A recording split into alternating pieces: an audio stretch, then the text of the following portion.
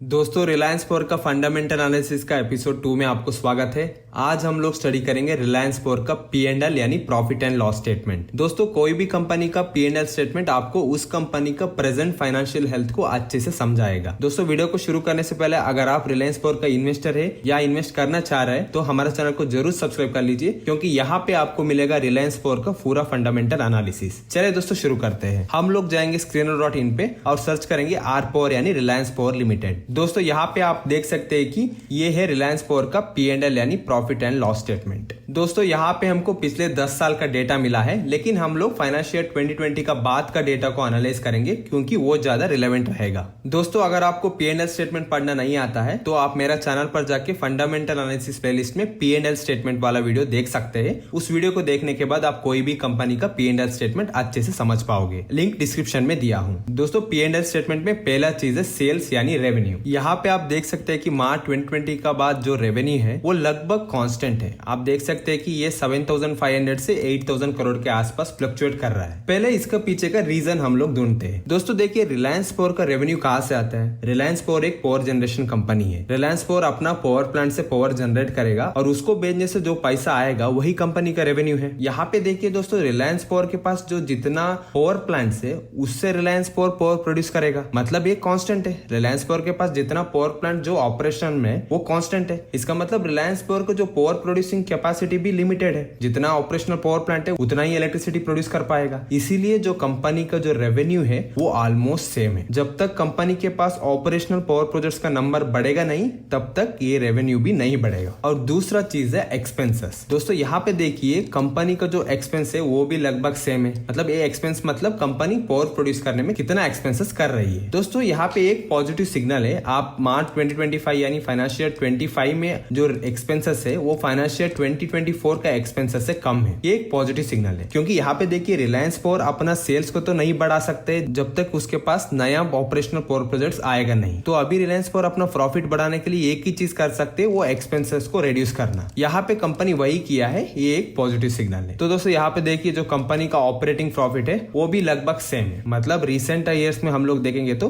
वो लगभग 2,000 करोड़ के आसपास ही है। ये इसलिए कि कंपनी का जो सेल्स भी ऑलमोस्ट कांस्टेंट है, एक्सपेंसेस में कम कर रही है, लेकिन एक्सपेंसेस तो बहुत ज्यादा कम तो नहीं कर सकता है। इसलिए जो कंपनी का प्रॉफिट है वो भी लगभग 2,000 करोड़ का आसपास ही है। दोस्तों, अभी हम लोग अदर इनकम के बारे में डिस्कस करने से पहले एक इंपॉर्टेंट फैक्टर को डिस्कस करेंगे, वो है इंटरेस्ट। दोस्तों, यहाँ पे देखिए रिलायंस पावर जो प्रॉफिट कमा रहा है वो लगभग 2,000 करोड़ के आसपास है, लेकिन यहाँ पे आप इंटरेस्ट देखिए। मार्च 2020 के बाद जो इंटरेस्ट है वो 3,000 करोड़, 2,500 करोड़, 2,000 करोड़। मतलब जो कंपनी जितना प्रॉफिट कमा रही है उससे ज्यादा इंटरेस्ट पे कर रही है। मतलब कंपनी अपना प्रोजेक्ट्स के लिए जो बैंक से लोन उठाया है उसका इंटरेस्ट कंपनी का प्रॉफिट से ज्यादा है। ये है रिलायंस पावर का एक बहुत बड़ा नेगेटिव फैक्टर। मतलब कंपनी के पास डेट बहुत ज्यादा है और उसका जो इंटरेस्ट है उसका पे करते करते कंपनी का प्रॉफिट पूरा चले जा रहा है और रिजर्व्स में कुछ भी पैसा नहीं बच रहा है। इसलिए दोस्तों देखिए, कंपनी का जो प्रॉफिट है वो लगभग नेगेटिव ही है, क्योंकि कंपनी का जो ऑपरेटिंग प्रॉफिट है उससे ज्यादा तो कंपनी इंटरेस्ट पे कर रहा है। इसलिए कंपनी का जो प्रॉफिट है वो ऑलमोस्ट नेगेटिव है। लेकिन आप यहाँ पे देख सकते हैं कि फाइनेंशियल 25 में जो कंपनी का जो प्रॉफिट है वो 3,000 करोड़ के आसपास है। कंपनी 2,000 करोड़ का इंटरेस्ट भी पे किया है और प्रॉफिट भी लगभग 2,000 करोड़ का आसपास ही था, फिर भी कंपनी को 3,000 करोड़ का प्रॉफिट हुआ है। ये कैसे हुआ दोस्तों? ये हुआ है अदर इनकम का वजह से। यहाँ पे आप लोग देख सकते हैं कि 3,800 करोड़ का अदर रेवेन्यू हुआ है फाइनेंशियल ईयर 2025 में। दोस्तों, अदर इनकम का मतलब होता है कि कंपनी अपना एसेट्स को बेच के पैसा कमाएगा। मतलब रिलायंस पावर जो अपना पास जो पावर प्रोजेक्ट्स थे उसको बेच के उससे पैसा कमाएगा। ये एक तरह से नेगेटिव सिग्नल है, क्योंकि कंपनी अपना एसेट्स को बेच रहा है, इससे कंपनी का वैल्यूएशन कम हो जाएगा। लेकिन दोस्तों, कभी क्या होता है, कंपनी अपना एसेट्स को बेच के जो पैसा आएगा उससे अपना लोन को चुकाएगा। इससे कंपनी को इंटरेस्ट बर्डन कम हो जाएगा। मतलब रिलायंस पावर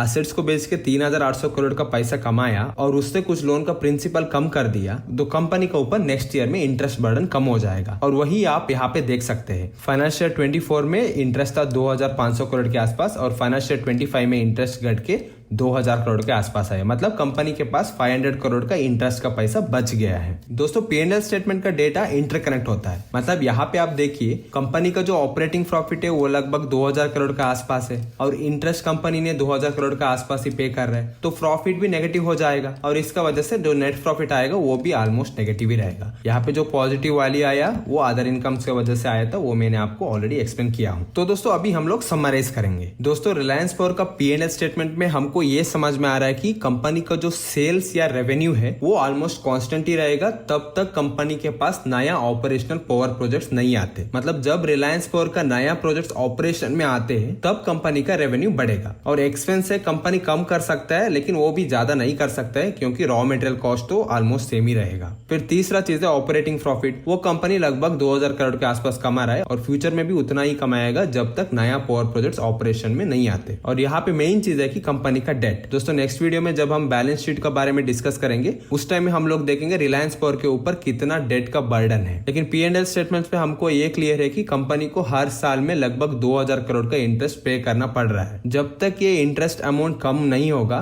तब तक कंपनी प्रॉफिट में आना मुश्किल है, क्योंकि जो ऑपरेटिंग प्रॉफिट आ रहा है वो चला जा रहा है इंटरेस्ट पे करने में। इसीलिए कंपनी का जो प्रॉफिट बिफोर टैक्स या नेट प्रॉफिट नेगेटिव में आ रहा है। तो दोस्तों अभी समझिए कंपनी कैसा अपना इंटरेस्ट बर्डन को कम कर सकते हैं। ये सिंपल है, जब कंपनी अपना लोन को रीपे करेगा तो कंपनी को रीपे करने के लिए पैसा चाहिए, वो तो अभी प्रॉफिट से नहीं आएगा क्योंकि जो प्रॉफिट आ रहा है वो इंटरेस्ट पे करने में चला जा रहा है, रिजर्व्स में तो कुछ बच ही नहीं रहा है। तो एक चीज है कंपनी का रेवेन्यू बढ़ाने का, रेवेन्यू बढ़ाने से प्रॉफिट बढ़ेगा, लेकिन उसके लिए तो नया पावर प्रोजेक्ट ऑपरेशन में आना चाहिए, वो अभी का कंडीशन में नहीं है। तो दूसरा ऑप्शन है कंपनी को कई और से पैसा उठा के अपना लोन को चुकाना है। तो इसके लिए कंपनी बैंक से रीलोन करना ठीक नहीं है, क्योंकि रीलोन करने से फिर से उसको इंटरेस्ट पे करना पड़ेगा। तो कंपनी के पास ऑप्शन है मार्केट से पैसा उठाना, मतलब कंपनी नया शेयर्स को इश्यू करके या बोनस शेयर्स को इश्यू करके मार्केट से पैसा उठाना पड़ेगा, क्योंकि कंपनी मार्केट से जितना पैसा उठाएगा उसके लिए कंपनी को इंटरेस्ट पे करने की जरूरत नहीं है, वो एक तरह से फ्री मनी है। उस पैसा से कंपनी अपना लोन को चुका के अपना इंटरेस्ट बर्डन को कम कर सकता है। क्योंकि दोस्तों मान लीजिए अगर रिलायंस पावर डेट फ्री हो गया, ये जो 2000 करोड़ का प्रॉफिट आ रहा है वो कंपनी का रिजर्व्स में जाएगा और कंपनी उसको अपना नया प्रोजेक्ट्स में यूज कर सकता है और जल्दी ग्रो कर सकता है। तो दोस्तों अगर आप रिलायंस पावर का इन्वेस्टर है या इन्वेस्ट करना चाहते हैं तो आपको कंपनी का डेट का ऊपर ज्यादा फोकस करना जरूरी है। जब तक डेट बर्डन कम नहीं होगा